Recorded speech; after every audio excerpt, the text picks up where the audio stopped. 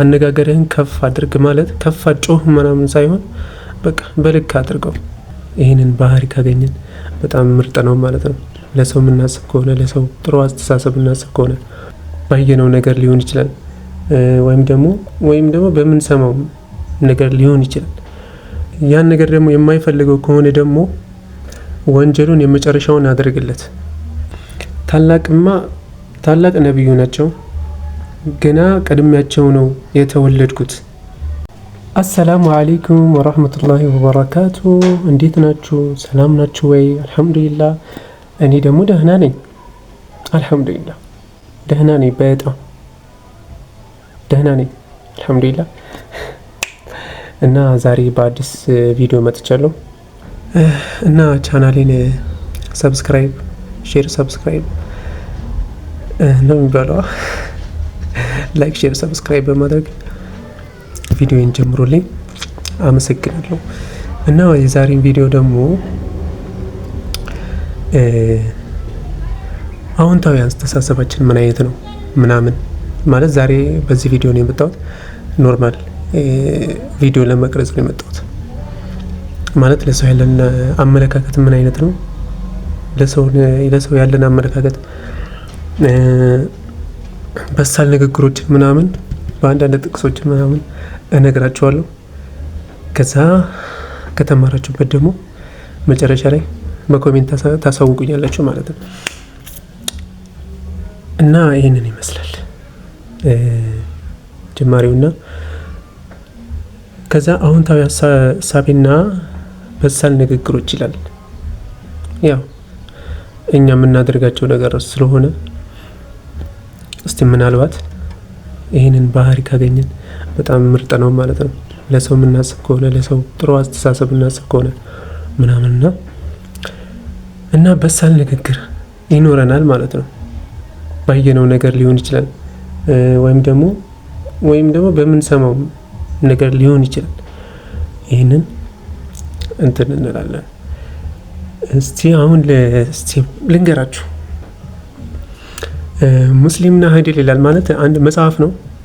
ለሁሉም የሚሆን መጽሐፍ ነው። ከቪዲዮ መጨረሻ ላይ በኋላ ያሳያችኋለሁ። ሙስሊምና ሀዲል ይላል። ጎበዝ ሙስሊም ሁን ይላል። ከዛ በኋላ ሙስሊምና ሀዲል በቃ ሙስሊም ሁን። ከዛ ደግሞ በጎውን አስብ፣ በአመለካከትህ አዎንታዊ ይሁን ይላል።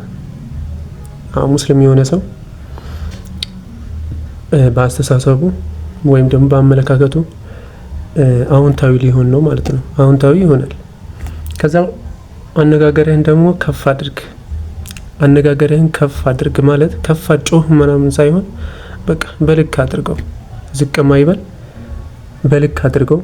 ከዛ ደግሞ ጥቂት ቀና አረዳጆችን እስቲ እንመልከት። ከዛ በኋላ አሁን ይሄ ሰው ያለው ይሄን ባህሪ ያለው ሰው ምን አይነት ሪያክሽን ነው ሊያገኝ ማለት ሊሰጥ የሚችለው ወይም ደግሞ ሊያሳይ የሚችለው የሆነ ነገር ሲያይ ወይም ደግሞ የሆነ ነገር ሲደርስበት ምን ይላል ይሄ ሰው የሚለውን ነገር እናያለን። ከዛ ቀጣይ ደግሞ አብዱላህ ኢብኑ መስዑድ ረዲየላሁ ዐንሁ የሆነ ጊዜ ጫማ ሲሰረቅባቸው እንዲህ አሉ፣ አላህ ሆይ ፈልጎት ከሆነ የወሰደው ባርክለት። አስቡት፣ ፈልጎት ከሆነ አላህ ሆይ ባርክለት ይላሉ። ፈልጎት ከሆነ አስቡት። ይሄ ጥሩ አስተሳሰብ ነው፣ ጥሩ አመለካከት ነው። አመለካከቱን ይኸው በዚህ ነው የሚተገበረው ማለት ነው። ከዛ ደግሞ አልጨረሱም። ያን ነገር ደግሞ የማይፈልገው ከሆነ ደግሞ ወንጀሉን የመጨረሻውን አድርግለት። የማይፈልገው ከሆነ ደግሞ ወንጀሉን የመጨረሻው ወንጀል አድርግለት። ይሄ ተግባሩ ማለት ነው። የመጨረሻውን አድርግለት በቃ ማለት ምን አይነት እንትን ነው? አሁን አስቡት።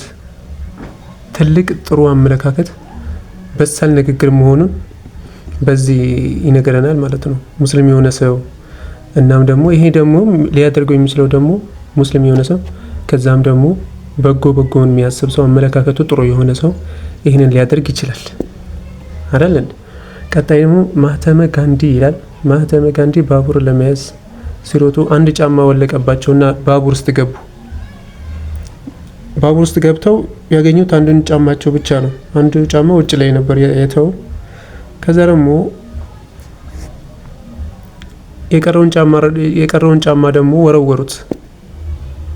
ባቡር ውስጥ ከገቡ በኋላ ማለት ነው። ገብቶም ባቡሩ ውስጥ አንዱን ጫማ ወረወረው። ከዛ ደግሞ ሰዎች አጠገቡ ላይ ያሉ ሰዎች ምናምን እንዴት እንደዚህ ሊያደርግ ይችላል ምናምን ተብሎ ሲጠየቅ ለምን እንደዚህ ታደርጋለህ ምናምን ተብሎ ሲጠየቅ ያው አንዱ ደሃ አግኝቶ እንዲጠቀመው ነው።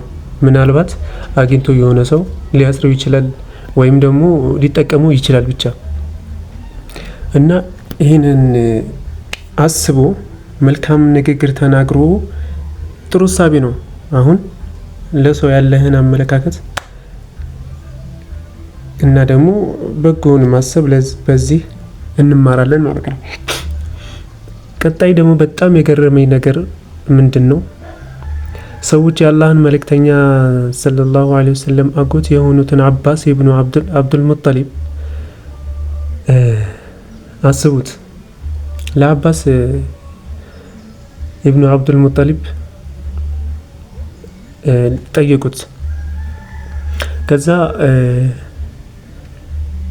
ማለት ካንተና ከአላህ መልእክተኛ ታላቅ ማን ነው? ያው እንግዲህ መጀመሪያ የሚበልጡት እርሳቸው ናቸው። አባስ ናቸው የሚበልጡት በእድሜ ግን ማለት ነው።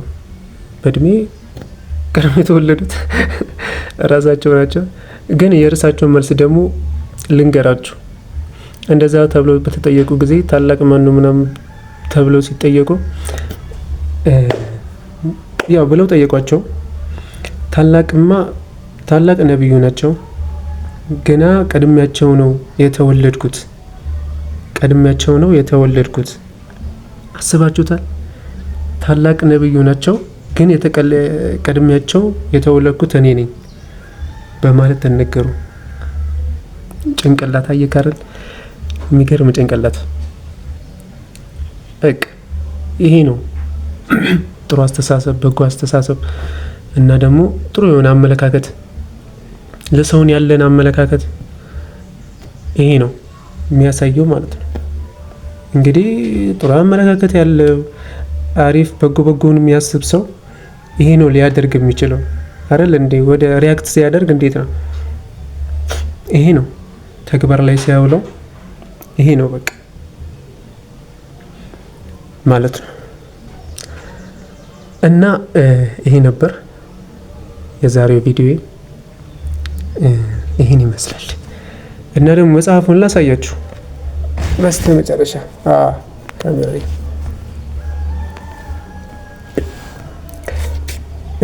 መጽሐፉ ምንድን ነው? ሰባህ ኸይር ይባላል። በጣም አሪፍ መጽሐፍ ነው። ግርም መጽሐፍ እና ይሄ መጽሐፍ ደግሞ ይዘቱ ኢስላሚክ ምናምን ሆነ እንጂ ለየትኛውም ይሆናል። የትኛውም ሰው ይሆናል። በቃ ቢያነበው በቃ ይሆናል። ምንም አይደለም። ደስ የሚል መጽሐፍ ነው። ወላሂ የሚገርም መጽሐፍ። ገዝታችሁ ተጠቀሙ፣ አንብቡ እና የሚገርም መጽሐፍ ነው። ለማንኛውም ሰው ይሆናል። ሰባህ ኸይር ይባላል። ሰባህ ኸይር ነው ገልብጦታል ስም እና ሰባህ ኸይር ይባላል። ሁለተኛው እትም ነው እና የሚገርም መጽሐፍ ነው። አንብቡት። እና የዛሬ ቪዲዮ ይህን ይመስላል።